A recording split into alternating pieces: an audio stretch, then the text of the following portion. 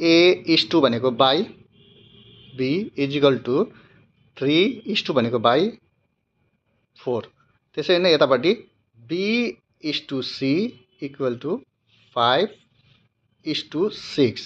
अब B को value यहाँ 4 र B को भ्यालु 5 छ। यसलाई इक्वलाइज गर्नु लागि उताको नम्बरले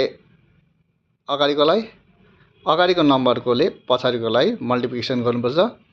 मुनि जति गर्यो त्यति पनि माथि रेसनलाइजिङ माथि पनि त्यही नम्बरले इन्टु गर्नु पर्यो। माथि जतिले मल्टिप्लाई गर्यो मुनि पनि त्यही नम्बरले इन्टु गर्नु पर्यो। त्यसो भए 3 5 जा 15, 4 5 जा 20, सिमिलरली 5 4 जा 20, 6 4 जा 24। अब हामीलाई फाइन्ड गर्नु छ A:B:C को भ्यालु।